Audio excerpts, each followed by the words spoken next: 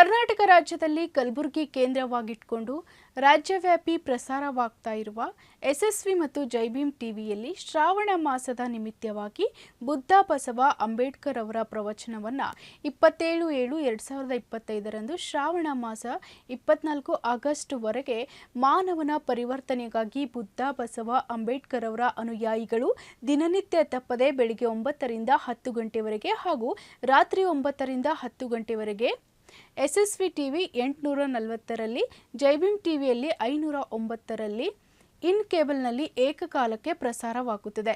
ಪ್ರಸಾರದ ನಂತರ ವಾಟ್ಸಪ್ ಹಾಗೂ ಫೇಸ್ಬುಕ್ನಲ್ಲಿ ವೀಕ್ಷಿಸಬಹುದು. ಈ ಪ್ರವಚನವನ್ನು ಕುಟುಂಬ ಸಮೇತ ವೀಕ್ಷಿಸಿ ಇದರಂತೆ ನಡೆದರೆ ನಿಮ್ಮ ಸುಖ ಸಂಸಾರ ಸುರಳಿತ ಸುಖವಾಗಿ ಬಾಳಬಹುದು. ಈ ಪ್ರವಚನದಲ್ಲಿ ಸತ್ಯ, ಧರ್ಮ, ನ್ಯಾಯ, ನೀತಿ ಒಳಪಟ್ಟಿರುತ್ತದೆ ಹಾಗೂ ಮಾರ್ಗದರ್ಶಕವಾಗುತ್ತದೆ. ವೀಕ್ಷಿಸಬಹುದು. ಪ್ರಾಥಮಿಕ ಶಾಲೆಯಲ್ಲಿ ಭೀಮ ಅಧ್ಯಯನವನ್ನು ಮಾಡುವಾಗ ಒಂದು ಘಟನೆ ನಡೆಯುತ್ತೆ.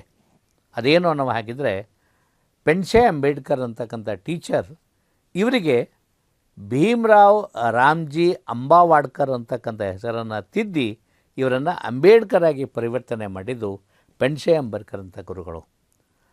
ಅವರು ಈ ವಿದ್ಯಾರ್ಥಿಯ ಮೇಲಿರುವ ನಂಬಿಕೆ, ಭರವಸೆ ಮತ್ತು ಗೌರವಕ್ಕಾಗಿ ಆತ ಏನು ಮಾಡ್ತಾರೆ ಅನ್ನೋ ಹಾಗಿದ್ರೆ, ಆ ಟಿ ಸಿಯನ್ನು ಬರೆಯುವಾಗ, ಅಂದರೆ ಹೈಸ್ಕೂಲ್ ಶಿಕ್ಷಣಕ್ಕಾಗಿ ಟಿ ಸಿ ವರ್ಗಾವಣೆ ಪತ್ರ ಕೊಡುವಾಗ ಅಲ್ಲಿ ಭೀಮರಾವ್ ರಾಮ್ಜಿ ಅಂಬೇವಾಡ್ಕರ್ ಅಂತ ಇದ್ದಿರುವ ಆ ಹೆಸರನ್ನು ತಿದ್ದಿ ಏನು ಮಾಡ್ತಾರೆ, ಇವರು ಭೀಮರಾವ್ ರಾಮ್ಜಿ ಅಂಬೇಡ್ಕರ್ ಅಂತ ಮಾಡ್ತಾರೆ. ಹೀಗೆ ಭೀಮರಾವ್ ತನ್ನ ಗುರುವಿನ ಬೆಂಬಲದಿಂದ ಅಂಬೇಡ್ಕರ್ ಆಗಿ ಪರಿವರ್ತನೆ ಆಗ್ತಾರೆ ಅನ್ನುವುದನ್ನು ಕಾಣ್ತೇವೆ. ಹೀಗೆ ಪೂಜ್ಯ ಗುರುಗಳ ಮಾರ್ಗದರ್ಶನದಲ್ಲಿ ಅವರು ಬಾಂಬೆಗೆ ವ್ಯಾಸಂಗ ಮಾಡುವ ನಿರ್ಧಾರವನ್ನು ಮಾಡ್ತಾರೆ. 1904ಕ್ಕೆ ಅವರು ಸಾತಾರದಿಂದ ಬಾಂಬೆಗೆ ವರ್ಗವಾಗ್ತಾರೆ. ಶಿಕ್ಷಣಕ್ಕಾಗಿ ಅವರ ಮನೆಯನ್ನು ಅವರಿಗೆ ಬಾಂಬೆಗೆ ವರ್ಗಾವಣೆ ಮಾಡ್ತಾರೆ. ಬಾಂಬೆಯ ಪರೇಲ್ ಇಲಾಖೆಯಲ್ಲಿ ಢಾಬಕಾ ಚಾಳ್ ಅಂತಕ್ಕಂಥ ಒಂದು ಕಾರ್ಮಿಕರ ಗಲ್ಲಿಯಲ್ಲಿ ಒಂದು ಕೋಣೆಯನ್ನು ಬಾಡಿಗೆ ಹಿಡಿತಾರೆ. 8x10 ಅಡಿ ಆ ಕೋಣೆಯಲ್ಲಿ ವಾಸವಾಗಿರ್ತಾರೆ. ಎಲ್ಫಿನ್ಸ್ಟನ್ ಹೈಸ್ಕೂಲ್ನಲ್ಲಿ ಇವರಿಗೆ ಪ್ರವೇಶವನ್ನು ಕೊಡ್ತಾರೆ. ಆ ಪ್ರವೇಶದ ಸಂದರ್ಭದಲ್ಲಿ ಭೀಮ ಏನನ್ನು ಅಂದ್ಕೊಂಡಿದ್ದ ಅನ್ನೋ ಹಾಗಿದ್ರೆ, ಪ್ರಾಥಮಿಕ ಶಾಲೆ ಇಲ್ಲಿ ಸಾತಾರದಲ್ಲಿ ನನಗೆ ಬಹಳ ತೊಂದರೆ ಆಯಿತು, ಅಸ್ಪೃಶ್ಯತೆಯ ಅನುಭವ ಆಯಿತು, ಇದು ಸಿಟಿ ಇದೆ, ಇಲ್ಲದು ಆಗ್ಲಕ್ಕಿಲ್ಲ ಅಂತಕ್ಕಂಥ ಒಂದು ಅವರ ಮನಸ್ಸಿನಲ್ಲಿ ಭಾವನೆ ಇರುತ್ತೆ. ಆದರೆ ದುರ್ದೈವದ ಸಂಗತಿ ಅನ್ನೋ ಹಾಗಿದ್ರೆ, ಆ ಎಲ್ಫಿನ್ಸ್ಟನ್ ಹೈಸ್ಕೂಲಿನಲ್ಲೇ ಅಡ್ಮಿಷನ್ ಮಾಡುವಾಗಲೇ ಇವರಿಗೆ ಅಸ್ಪೃಶ್ಯತೆಯ ಭೂತ ಕಾಡುತ್ತೆ, ಅಪಮಾನ ಕಾಡುತ್ತೆ ಅನ್ನುವುದನ್ನು ನಾವು ಗಮನಿಸ್ತೇವೆ. ಅದೇನು ಅನ್ನೋ ಹಾಗಿದ್ರೆ, ಭೀಮನಿಗೆ ಎರಡನೇ ಪಠ್ಯ, ಎರಡನೇ ಭಾಷೆ ಸಂಸ್ಕೃತ ಕಲಿಬೇಕು ಅಂಥೇಳಿ ಆಸೆ ಇರುತ್ತೆ. ಆ ಕಾರಣಕ್ಕಾಗಿ ಎರಡನೇ ಭಾಷೆ ನನಗೆ ಸಂಸ್ಕೃತ ಕೊಡಿ ಅಂಥೇಳಿ ಅಡ್ಮಿಷನ್ ಮಾಡುವ ಟೀಚರ್ಗೆ ಕೇಳ್ಕೊತಾನೆ. ಆ ಸಂಸ್ಕೃತ ಟೀಚರ್ ಅಲ್ಲೇ ಇರ್ತಾನೆ. ಮಹಾರನಾಗಿರ್ತಕ್ಕಂಥ ನಿನಗೆ ಇಲ್ಲಿ ಅಡ್ಮಿಷನ್ ಕೊಡುವುದೇ ಹೆಚ್ಚು, ಪ್ರವೇಶ ಕೊಡುವುದೇ ಹೆಚ್ಚು. ನೀನೇನಾದರೂ ಸಂಸ್ಕೃತ ಕಲಿತಿ ಅಂಥೇಳಿ ಬಾಯಲಿಂದ ಹೇಳಿದ್ದಾದರೆ ನಿನ್ನ ನಾಲಿಗೆ ಇದು ಮಾಡ್ತೇವೆ, ಸುಟ್ಟಾಕ್ತೇವೆ ಮತ್ತು ನಿನ್ನ ಕಿವಿಯಲ್ಲಿ ಸೀಸ ಹಾಕ್ತೇನೆ ಮಗನೇ, ನೀ ಸಂಸ್ಕೃತ ಕಲಿಯೋದು ನಿಮಗೆ ಬಿಡುವುದಿಲ್ಲ, ನಿಮಗೆ ಸಂಸ್ಕೃತ ಕೊಡೋದಿಲ್ಲ ಅಂಥೇಳಿ ನಿರ್ಧಾರವನ್ನು ಮಾಡ್ತಾರೆ. ಅಂದರೆ ಅಸ್ಪೃಶ್ಯತೆಯ ಭೂತ ಅವ್ರಿಗೆ ಇಲ್ಲಿಯೂ ಕೂಡ ಕಾಡ್ತು ಅಂತಕ್ಕಂಥದ್ದು. ಬೇಡವಾದ ಮನುಷ್ಯನಿಂದಲೇ ಅವರು ಪರ್ಷಿಯನ್ ಭಾಷೆಯನ್ನು ಎರಡನೇ ಲ್ಯಾಂಗ್ವೇಜಾಗಿ ಪಡೆದುಕೊಂಡು ಅವರು ಅಧ್ಯಯನಕ್ಕಾಗಿ ಸೇರ್ತಾರೆ. 8ನೇ ತರಗತಿಯಲ್ಲಿ ಓದುವಾಗಲೂ ಕೂಡ ಭೀಮರಾವರಿಗೆ ಬಹುತೇಕ ಜಾತಿಯ ಸಮಸ್ಯೆಗಳು, ಅಸ್ಪೃಶ್ಯತೆಯ ಸಮಸ್ಯೆಗಳು ಅವರಿಗೆ ಕಾಡುತ್ತೆ. ಗೆಳೆಯರ್ಯಾರೂ ಇವರಿಗೆ ಸನಿಕೆ ತೆಗೆದುಕೊಳ್ಳೋದಿಲ್ಲ, ಶಿಕ್ಷಕರ್ಯಾರೂ ಇವರನ್ನು ಮುಟ್ಟಿಸಿಕೊಳ್ಳುವುದಿಲ್ಲ. ಇವರು ಆಡುವ ಪ್ರತಿಯೊಂದು ಮಾತಿಗೂ ಕೂಡ ಕೊಂಕು ಮಾತಾಡುವುದು ಸಾಮಾನ್ಯವಾಗಿರುತ್ತೆ. ಒಬ್ಬ ಬ್ರಾಹ್ಮಣ ಶಿಕ್ಷಕ ಇವರಿಗೆ ಬೆನ್ನು ಹತ್ತಿರ್ತಾನೆ. ಭೀಮ, ನೀನೇನು ಓದು ಸಾಧಿಸ್ತೀಯ, ನೀನು ಬ್ಯಾರಿಸ್ಟರ್ ಆತೀಯ, ನೀನೇನು ಸಾಧನೆ ಮಾಡ್ತೀಯ ಅಂಥೇಳಿ ಅವನಿಗೆ ನಿರಂತರವಾಗಿ ಕಾಡ್ತಾ ಇರ್ತಾನೆ. ಆವಾಗ ಸಿಟ್ಟಿಗೆ ಬಂದಿರುವ ಭೀಮ ಅವನಿಗೆ ಹೇಳ್ತಾನೆ, ನೋಡಿ ಸರ್, ದಿನನಿತ್ಯ ನನ್ನನ್ನು ಹಂಗಿಸ್ತಾ ಇದ್ದೀರಾ, ನನ್ನನ್ನು ಇನ್ನೊಮ್ಮೆ ಕೆಣಕಬೇಡಿ, ಇಲ್ಲ ಅಂದರೆ ಕೆಟ್ಟದಾಗುತ್ತೆ, ಮೈಂಡ್ ಯುವರ್ ಬಿಸ್ನೆಸ್ ಅಂತಕ್ಕಂಥ ಮಾತನ್ನು ಭೀಮರಾವ್ ಶಿಕ್ಷಕರಿಗೆ ಹೇಳ್ತಾನೆ. ಸೊ ಹೀಗೆ ನಿರಂತರವಾಗಿ ಶೋಷಣೆ, ಅನ್ಯಾಯದ ನಡುವೆ ಇವರಿಗೆ ಅಭ್ಯಾಸ ಪ್ರಾರಂಭವಾಗುತ್ತೆ. ಇವರು 9ನೇ ತರಗತಿಗೆ ಹೋಗ್ತಾರೆ. 9ನೇ ತರಗತಿಗೆ ಹೋದಾಗ ಆನಂದ, ಇವರ ಅಣ್ಣ ಆನಂದನಿಗೆ ಲಗ್ನ ಮಾಡಿರ್ತಾರೆ. ಆನಂದನಿಗೆ ಲಕ್ಷ್ಮಿ ಜೊತೆಗೆ ಲಗ್ನ ಮಾಡಿರ್ತಾರೆ. ಭೀಮನಿಗೂ ಲಗ್ನ ಮಾಡಬೇಕು ಅಂಥೇಳಿ ಇವರ ತಂದೆ ನಿರ್ಧಾರ ಮಾಡ್ತಾರೆ. ಭೀಮರಾವ್ ರಾಮ್ಜಿ ಅಂಬೇಡ್ಕರ್ ಅವರು 9ನೇ ತರಗತಿಯಲ್ಲಿ ಓದುವಾಗ ಅವನಿಗೆ ಲಗ್ನ ಮಾಡುವ ನಿರ್ಧಾರವನ್ನು ರಾಮ್ಜಿ ಸಕ್ಪಾಲ್ ಅವರು ತೆಗೆದುಕೊಳ್ತಾರೆ.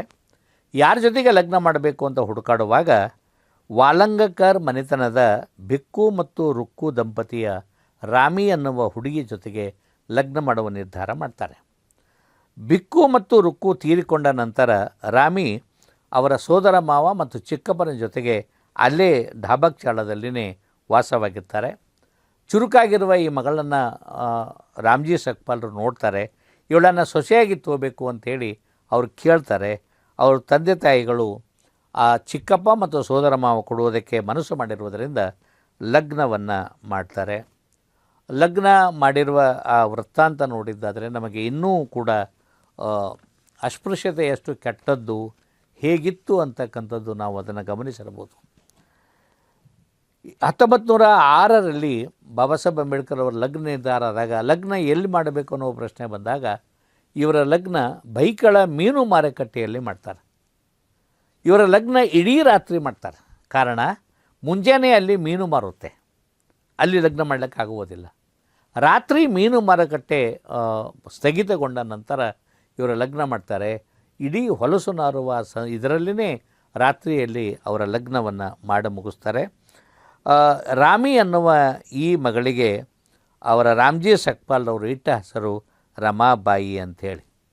ಇದೇ ರಮಾಬಾಯಿ ಬಾಬಾ ಸಾಹೇಬ್ ಅಂಬೇಡ್ಕರ್ ಅವರ ರಮಾ ಅನ್ನುವ ಪ್ರೀತಿಯ ಪತ್ನಿಯಾಗಿದ್ದು ಸುಮಾರು ವರ್ಷಗಳವರೆಗೆ ಬಾಬಾ ಸಾಹೇಬ್ ಅಂಬೇಡ್ಕರ್ ಅವರ ಬದುಕನ್ನು ಹಸನು ಮಾಡುವಲ್ಲಿ ತನ್ನನ್ನು ತಾನು ಅರ್ಪಿಸಿಕೊಂಡಿರ್ತಕ್ಕಂಥ ಮಹಾತಾಯಿಯಾಗಿ ಪರಿವರ್ತನೆ ಆಗ್ತಾರೆ. ಮದುವೆ ಆಗುವಾಗ ಅಂಬೇಡ್ಕರ್ ಅವರ ವಯಸ್ಸು 16 ಇರುತ್ತೆ. ರಮಾರವರ ವಯಸ್ಸು ರಮಾಬಾಯಿಯವರ ವಯಸ್ಸು 9 ಇರುತ್ತೆ. ರಮಾಬಾಯಿಯವರಿಗೆ ಒಬ್ಬ ಗೌರಿ ಅನ್ನುವ ತಂಗಿ ಮತ್ತು ಶಂಕರ್ ಅನ್ನುವ ತಮ್ಮ ಇರ್ತಾನೆ. ಆ ಇಬ್ಬರೂ ಮಕ್ಕಳನ್ನು ಕೂಡ ತನ್ನ ಜೊತೆಗೆ ಕರ್ಕೊಂಡು ಬರ್ತಾಳೆ. ಸೊ ಓದಿಗಾಗಿ ಬಾಬಾ ಸಾಹೇಬ್ ಅಂಬೇಡ್ಕರ್ ಅವರು ಹಾಗೆ ನಿರಂತರ ಪ್ರಯತ್ನವನ್ನು ಮಾಡ್ತಾರೆ. ಭಾಳ ಜನ ಅಂತಾರೆ ಮದುವೆ ಆದ ನಂತರ ಓದಲಿಕ್ಕಾಗಲ್ಲ ಅನ್ನೋವಾಗಿದ್ದರೆ ಬಾಬಾ ಸಾಹೇಬ್ ಅಂಬೇಡ್ಕರ್ ಅವರಿಗೆ ಮದುವೆನೇ ಓದುವುದಕ್ಕೆ ಒಂದು ಪ್ರೋತ್ಸಾಹದಾಯಕವಾಗಿ ಆಗುತ್ತೆ ಅಂತ. ಕಾರಣ ರಮಾತಾಯಿ ತನ್ನ ಇಡೀ ಬದುಕನ್ನು ತನಗಾಗಿ ಬದುಕದೇನೆ ಬಾಬಾ ಸಾಹೇಬ್ ಅಂಬೇಡ್ಕರ್ ಅವರ ಬದುಕನ್ನು ಹಸನು ಮಾಡುವುದಕ್ಕಾಗಿ ಅರ್ಪಣೆ ಮಾಡಿಕೊಂಡ ನಂತರ ಅವರಿಗೆ ಇವರ ಮದುವೆಯೇ ಅವರಿಗೆ ವರದಾನವಾಗಿ, ಓದುವುದಕ್ಕೆ ವರದಾನವಾಗಿ ಪರಿವರ್ತನೆ ಆಯಿತು ಅನ್ನುವುದನ್ನು ನಾವು ಗಮನಿಸ್ತೇವೆ. ಬಾಬಾ ಸಾಹೇಬ್ ಅಂಬೇಡ್ಕರ್ ಅವರಿಗೆ ಓದುವ ಹುಚ್ಚು ಹೆಚ್ಚಿಗಾಗುತ್ತೆ. ಹೆಚ್ಚು ಓದಬೇಕು, ಪಠ್ಯದ ಜೊತೆಗೆ ಪಠ್ಯೇತರ ವಿಷಯಗಳನ್ನು ಓದಬೇಕು ಅನ್ನುವ ಹಂಬಲ ಹೆಚ್ಚಿಗಾಗುತ್ತೆ. ಸೊ ಆ ಕಾರಣಕ್ಕಾಗಿ ಹೆಚ್ಚು ಪುಸ್ತಕಗಳು ಬೇಕಾಗುತ್ತೆ. ಆ ಪುಸ್ತಕ ಖರೀದಿಗಾಗಿ ರಾಮ್ಜಿ ಸಕ್ಪಾಲ್ರಿಗೆ ತೊಂದರೆಯಾದಾಗ, ಹಣದ ಕೊರತೆಯಾದಾಗ ತನ್ನ 2 ಮಕ್ಕಳನ್ನು, ಹೆಣ್ಣು ಮಕ್ಕಳನ್ನು ಮಂಜುಳಾ ಮತ್ತು ತುಳಸಿಯವರನ್ನು ಅಲ್ಲಿಯೇ ಸಮೀಪ ಕೊಟ್ಟಿರ್ತಾರೆ. ಆ ಮಕ್ಕಳ ಮನೆಗೆ ಹೋಗಿ ಅವರಲ್ಲಿ ಕಡ ತೆಗೆದುಕೊಂಡು ಬರುತ್ತಾನೆ ಹಣವನ್ನು. ಅವರಲ್ಲಿ ಆ ಹೆಣ್ಣು ಮಕ್ಕಳಲ್ಲಿ ಹಣ ಇಲ್ಲದೇ ಇದ್ದಾಗ ಅವರ ಒಡವೆಗಳನ್ನು ಒತ್ತಿ ಇಟ್ಟು ಬಾಬಾ ಸಾಹೇಬ್ ಅಂಬೇಡ್ಕರ್ ಅವರ ತಂದೆ ಅವರಿಗೆ ಪುಸ್ತಕಗಳನ್ನು ಕೊಡಿಸ್ತಾನೆ. ಮತ್ತು ತನ್ನ ಪೆನ್ಷನ್ ಬಂದ ನಂತರ ಆ ಮಕ್ಕಳಿಗೆ ಆ ಬಂಗಾರಗಳನ್ನು ಬಿಡಿಸಿಕೊಡಿಸ್ತಾನೆ. 9ನೇ ತರಗತಿಯಲ್ಲಿರುವಾಗಲೇ ರಾಮ್ಜಿ ಸಕ್ಪಾಲ್ರವರು ಬಾಬಾ ಸಾಹೇಬ್ ಅಂಬೇಡ್ಕರ್ ಅವರಿಗೆ ರ್ಯಾಪಿಡಿಕ್ಸ್ ಇಂಗ್ಲೀಷ್ ಪುಸ್ತಕವನ್ನು ಇಸಿದು ಕೊಟ್ಟಿದ್ದರು. ಹೆಚ್ಚು ಇಂಗ್ಲೀಷ್ನಲ್ಲಿ ಪ್ರಬುದ್ಧತೆ ಪಡೆಯಲು ಅದು ಸಹಾಯವಾಯಿತು ಅನ್ನುವುದನ್ನು ಕಾಣ್ತೇವೆ. ಸೊ ಹೀಗೆ ಒಂದೇ ಕೋಣೆಯಲ್ಲಿ 8x10 ಕೋಣೆಯಲ್ಲಿ ಢಾಬಕ್ಚಾಳದ ಇಲ್ಲಿ ಅಭ್ಯಾಸ ಮಾಡಲು ಭೀಮರಾವ್ಗೆ ತೊಂದರೆಯಾದಾಗ ಅದನ್ನು ಹೇಗೆ ಪರಿಹರಿಸಬೇಕು ಅನ್ನುವ ಒಂದು ಪ್ಲ್ಯಾನನ್ನು ರಾಮ್ಜಿ ಸಕ್ಪಾಲ್ ಅವರು ಮಾಡ್ತಾರೆ. ಇರೋದು ಒಂದೇ ಕೋಣೆ, ಅದು 8 ಅಡಿ ಮತ್ತು 8 ಮತ್ತು 10 ಫೀಟು ಅಡಿ ಎತ್ತ, ಇದು ಅಡ್ಡಲ್. ಅದು ಅಡಿಗೆ ಮನೆಯೂ ಅದನ್ನೇ, ಮಲಗುವ ಮನೆಯೂ ಅದನ್ನೇ, ಕುರಿ ಕಟ್ಟುವುದಕ್ಕೂ ಅದೇ ಮನೆ. ಹೀಗಿರುವುದರಿಂದ ಅಲ್ಲಿ ಜಾಗ ಸಾಲುವುದಿಲ್ಲ. ಭೀಮನಿಗೆ ಓದಲಿಕ್ಕೆ ತೊಂದರೆಯಾದಾಗ ಭೀಮ ಓದುವಾಗ ರಾಮ್ಜಿ ಸಕ್ಪಾಲ್ರು ಎಚ್ಚರವಾಗಿರ್ತಾರೆ.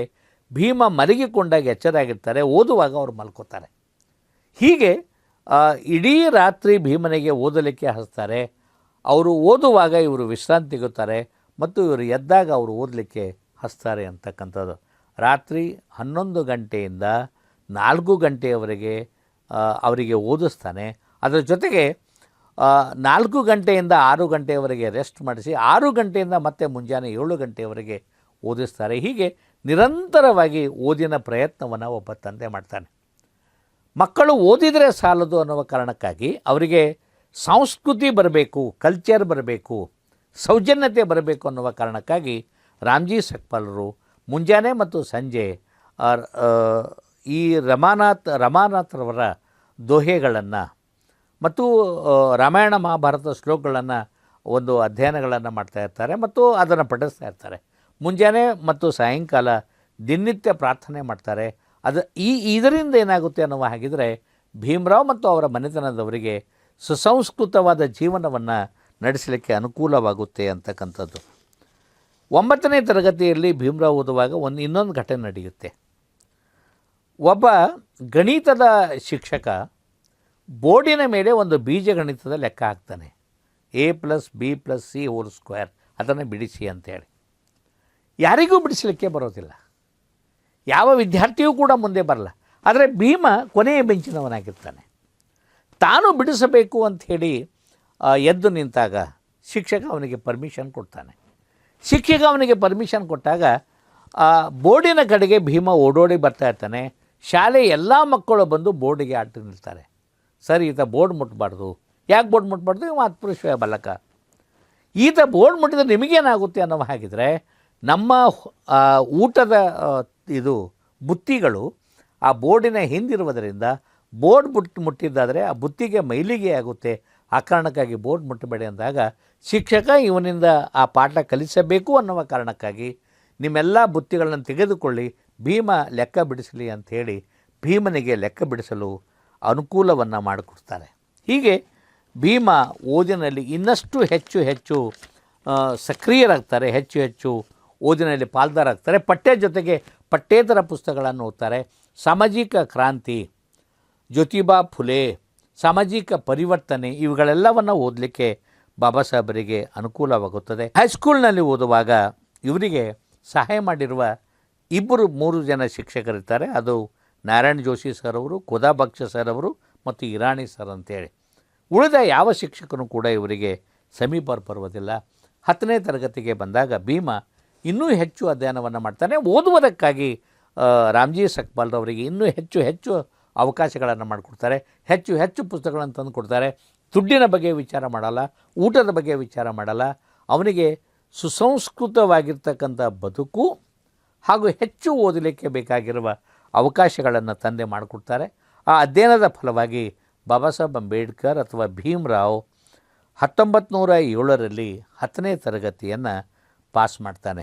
750 ಅಂಕಗಳ ಪೈಕಿ 282 ಅಂಕಗಳನ್ನು ಪಡೆದುಕೊಂಡು 10ನೇ ತರಗತಿ ಪಾಸು ಮಾಡಿ ಭಾರತದ ಚರಿತ್ರೆಯಲ್ಲಿ ಒಂದು ಅಧ್ಯಾಯವನ್ನು ಬರೀತಾನೆ. ಅದೇನು ಅನ್ನುವ ಹಾಗಿದ್ದರೆ, ಇಡೀ ಭಾರತದಲ್ಲಿ ಅಸ್ಪೃಶ್ಯ ಒಬ್ಬ ಹುಡುಗ ಮೊದಲ ಬಾರಿಗೆ 10ನೇ ತರಗತಿ ಪಾಸಾಗಿದ್ದು ಭೀಮರಾವ್ ರಾಮ್ಜಿ ಅಂಬೇಡ್ಕರ್.